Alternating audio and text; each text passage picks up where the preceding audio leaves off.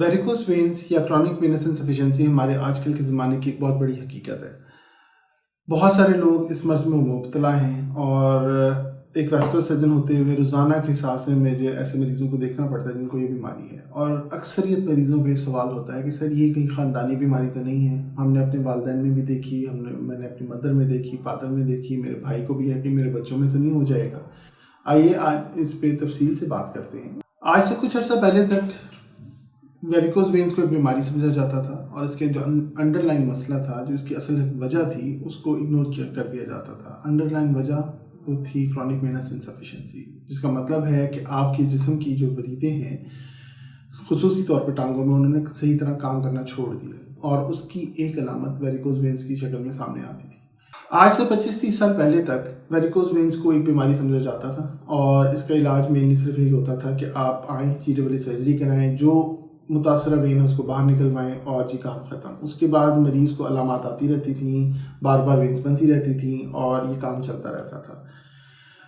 पिछले 25 से 30 साल में बहुत सारी नई जिद्दत आई, नई चीज़ें डिस्कवर की गई और इस बीमारी में भी बहुत ज़्यादा काम किया गया। जिसमें पहली बात हमें पता लगी वो ये थी कि ये बीमारी नहीं, ये एक अलामत है। इसके नीचे जो बीमारी है वो है क्रॉनिक वेनस इनसफिशिएंसी, जिसका मतलब ये है कि आपकी जिस्म की वेन्स कमज़ोर हो गई हैं और सही तरह काम नहीं कर पा रही। इस कमज़ोरी में सबसे बड़ा जो हिस्सा है वो आपके लाइफस्टाइल का है। अगर आप ऐसी ज़िंदगी गुजारते हैं जिसमें ज़्यादातर खड़े रहना शामिल है, आप वकील हैं, आप सर्जन हैं, आप पुलिस में हैं, आप आर्मी में हैं, आप हेयर ड्रेसर हैं and so on and so fourth, इस तरह के जितने भी आपके प्रोफेशंस हैं, या आप हाउस वाइफ हैं, हाउस मेड हैं जो खड़े होकर सारा दिन काम करते हैं, तो उनके अंदर ये बीमारी होने के चांस बहुत ज़्यादा है, क्योंकि मेन एलिमेंट ज़्यादा देर खड़े रहना है, जिसकी वजह से टांगों के अंदर खून का प्रेशर बहुत लंबे अरसे तक रोज़ाना के हिसाब से बढ़ा रहता है और वेन्स कमज़ोर हो जाती हैं।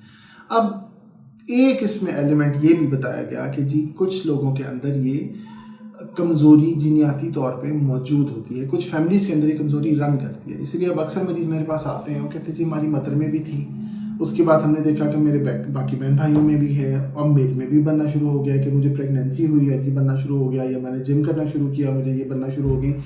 तो उनके अंदर मेन बात ये होती है कि उनके जीन्स में जो ट्रांसलेशन होनी है और जो मैसेज मिलना है जिस्म को, और जिस्म ने अपने आप को डेवलप करना है, उसमें वेन्स कुदरती तौर पे वेन्स की दीवारें कमज़ोर है। लेकिन ये अकेली कमज़ोरी खुद ये बीमारी डेवलप नहीं करेगी जब तक कि ट्रिगर नहीं मिलेगा, और जो ट्रिगर है वो जैसे मैं पहले आपको बता चुका हूँ, वो है ज़्यादा देर तक खड़े रह के काम करना, ज़्यादा देर तक खड़े रहने की रूटीन बहुत लंबे अरसे तक। अब ये जीनियाती कमज़ोरी होने से फ़र्क क्या पड़ता है? फ़र्क ये पड़ता है कि जिन लोगों में ये नहीं है, जैसे मैं अपनी एग्जांपल लेता हूँ, मैं एक सर्जन हूँ, पिछले 17 साल से मैं सर्जरीज़ कर रहा हूँ, खड़े होकर रोज़ाना के हिसाब से काम कर रहे होते हैं और काफ़ी लंबी 6-6 घंटे 8-8 घंटे की सर्जरीज़ कर रहे होते हैं, लेकिन मेरे में ये अभी तक डेवलप नहीं हुई। उसकी क्या ख़ास वजह? एक मेरा जीनियाती मेकअप, कि जो मेरे जीन्स हैं उनके अंदर ये कमज़ोरी मौजूद नहीं है, और दूसरी चीज़ कुछ प्रिकॉशंस जो मैं लेता हूँ इस बीमारी से बचने के लिए, तो उसकी वजह से मैं अभी तक बचा हुआ हूँ। मेरे इसके मुकाबले में बहुत सारे लोग ऐसे हैं जो फॉर एग्जांपल मेरे पास आते हैं कि 16 या 18 साल का लड़का आता है और मैसिव बड़ी बड़ी उसकी वेन्स बनी हुई हैं। उसकी वजह क्या होती है कि फैमिली के अंदर ये प्रॉब्लम रन कर रही होती है, या उस पर्टिकुलरली उस बच्चे के अंदर या उस इंडिविजुअल के अंदर वो एक चेंज ट्रिगर हो गया है और ये जीन्स प्रोड्यूस हो गए हैं, जिसकी वजह से क्या हो रहा है कि उसने जी क्रिकेट खेलना शुरू की, फुटबॉल खेलना शुरू की, कोई फिजिकल एक्टिविटी स्टार्ट की और वेन्स डेवलप होना शुरू हो गई। और जब तक वो हमारे पास पहुंचते तो इतनी बड़ी हो चुकी हुई होती हैं कि बंदा कहता है कि पता नहीं इस बच्चे ने ऐसा क्या काम कर दिया। लेकिन ये बेसिकली वो मौरूसी कमज़ोरी है जो उसके अंदर मौजूद है। इस तरह के लोगों के अंदर जिनकी फैमिली के अंदर ये प्रॉब्लम रन करती है, उसमें डेफिनेटली एहतियात करनी चाहिए। कोई भी ऐसा लाइफस्टाइल जो अपनाने में जिसमें आपको ज़्यादा देर खड़े रहना पड़ता हो, कोई भी ऐसा काम करने में जिसमें आपको ज़्यादा वज़न उठाना पड़े, खड़ा रहना पड़े, तो आपने इन चीज़ों से बचना है। इसके अलावा अपनी वेन्स को सपोर्ट करना है। आप वो सपोर्ट आप कैसे करेंगे? वो सपोर्ट करेंगे आप कंप्रेशन स्टॉकिंग्स पहन के, वो सपोर्ट करेंगे खड़े, जब भी आप खड़े होते हैं बैठते हैं तो वक्तन फ़वक्तन बीच में एक्सरसाइजेस करके। और कैसे सपोर्ट करेंगे? हाईली एक्टिव लाइफस्टाइल अपना के, कि आपका इतना एक्टिव लाइफस्टाइल हो कि आपके मसल्स के अंदर ये खून बहुत ज़्यादा देर तक इकट्ठा ना रह सके और वेन्स के ज़रिए वापस भेजा जा सके। तो ये वो सारी चीज़ें हैं जिनको करके आप इन चीज़ों से बच सकते हैं।